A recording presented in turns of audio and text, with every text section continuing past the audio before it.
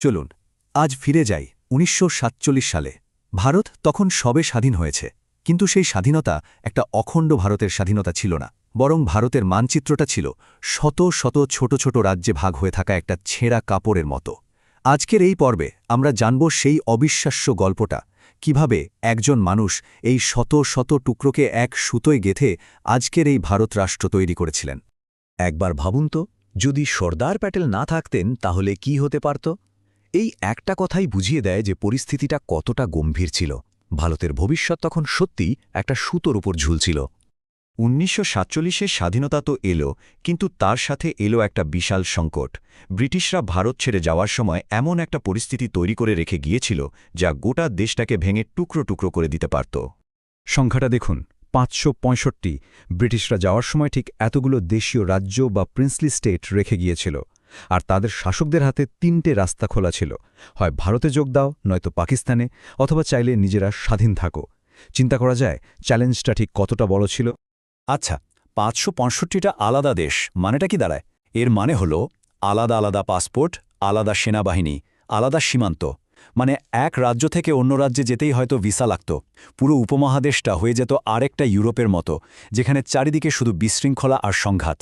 তো প্রশ্নটা ছিল একটাই, এই ভেঙে পড়তে বসা ভারতকে এক করবে কে? কে নেবে এই প্রায় অসম্ভবকে সম্ভব করার দায়িত্ব? আর ঠিক তখনই এই কঠিন প্রশ্নের উত্তর হয়ে মঞ্চে এলেন একজন মানুষ, এক দৃঢ় আর নির্ভীক নেতা, সর্দার বল্লভভাই পটেল। তাকে ভারতের লৌহ মানব বা আয়রন ম্যান অফ ইন্ডিয়া বলা হতো, আর এর কারণটা ছিল তার ইস্পাতের মতো দৃঢ় সংকল্প। দেশের ঐক্যের জন্য যে কোনো কঠিন সিদ্ধান্ত নিতে তিনি এক মুহূর্ত ভাবতেন না। তার কাছে দেশই ছিল সবার আগে।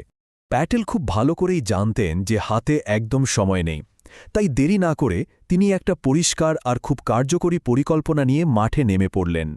তার কৌশলটা ছিল বলতে পারেন তিনমুখী।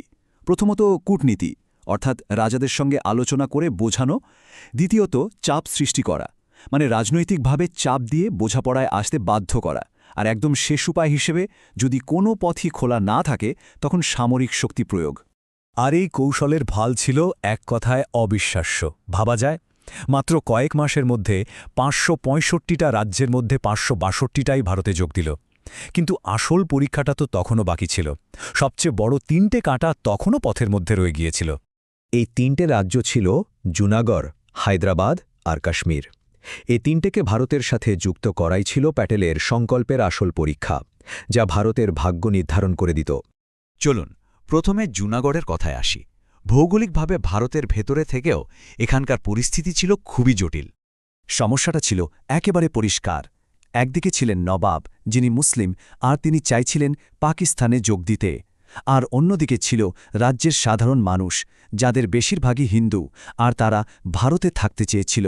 নবাব আসলে জনগণের ইচ্ছার বিরুদ্ধেই চলে গিয়েছিলেন। প্যাটেল এখানে একদম সময় নষ্ট করেননি। একদিকে যেমন সেনাবাহিনী পাঠিয়ে একটা কড়া বার্তা দিলেন, অন্যদিকে জনগণের মতামত নেওয়ার জন্য গণভোট বা পাবলিক ভোটের ব্যবস্থা করলেন। আর ফলাফল, জুনাগড়ের মানুষ বিপুল ভোটে ভারতে যোগ দেওয়ার পক্ষেই রায় দিল। জুনাগড়ের পর এলো আরও বড় একটা চ্যালেঞ্জ, হায়দ্রাবাদ। এটা শুধু একটা রাজ্য ছিল না, এটা ছিল ভারতের একেবারে বুকের মধ্যে থাকা সবচেয়ে ধনী আর শক্তিশালী রাজ্যগুলোর একটা।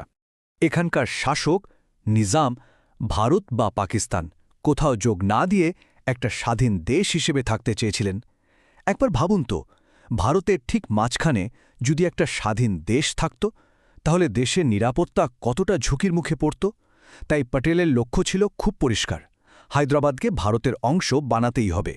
যখন কথায় আর কাজ হল না, প্যাটেল চূড়ান্ত সিদ্ধান্তটা নিলেন। শুরু হল অপারেশন পোলো নামের এক সামরিক অভিযান। আর ফলাফল অবিশ্বাস্য, মাত্র ৫ দিনের মধ্যে হায়দ্রাবাদ ভারতের অংশ হয়ে গেল। আর এরপর এলো সবচেয়ে জটিল আর সংবেদনশীল অধ্যায়টা, কাশ্মীর। এর ভৌগোলিক অবস্থান আর রাজনৈতিক পরিস্থিতি দুটোই ছিল খুব নাজুক। কাশ্মীরের পরিস্থিতি তখন হঠাৎ করেই পাল্টে যায় যখন পাকিস্তান সমর্থিত বাহিনী সেখানে আক্রমণ করে বসে। এই চরম বিপদের মুহূর্তে কাশ্মীরের রাজা মহারাজা হরি সিং ভারতের কাছে সামরিক সাহায্য চাইলেন এবং এর বিনিময়ে ভারতের সাথে যোগদানের দলিলে সই করলেন। তো এই যে এতগুলো ঘটনা, এর গুরুত্বটা ঠিক কোথায়? আসলে প্যাটেল শুধু কিছু রাজ্যের বিলয় ঘটাননি, তিনি আক্ষরিক অর্থে আজকের ভারতের যে ভৌগোলিক রূপ সেটা তৈরি করেছিলেন। তার এই অবদান এক কথায় অবিস্মরণীয়। একজন ইতিহাসবিদ খুব দারুণ একটা কথা বলেছিলেন, নেহরু দেশ চালিয়েছেন কিন্তু পটেল দেশটা গড়েছেন। এই একটা বাক্যই যেন সর্দার পটেলের ভূমিকার সারমর্ম। তিনি ছিলেন সেই স্থপতি যিনি ভারতের আসল ভিত্তিটা তৈরি করেছিলেন। আজ যখন আমরা কাশ্মীর থেকে কন্যাকুমারী পর্যন্ত একটা পতাকার নিচে দাঁড়াই, এই যে অখণ্ড ভারত আমরা দেখি, এর পেছনের সবচেয়ে বড় কৃতিত্বটা কার? এই প্রশ্নটা নিয়ে ভাবলে উত্তরটা হয়তো আমাদের সবারই জানা।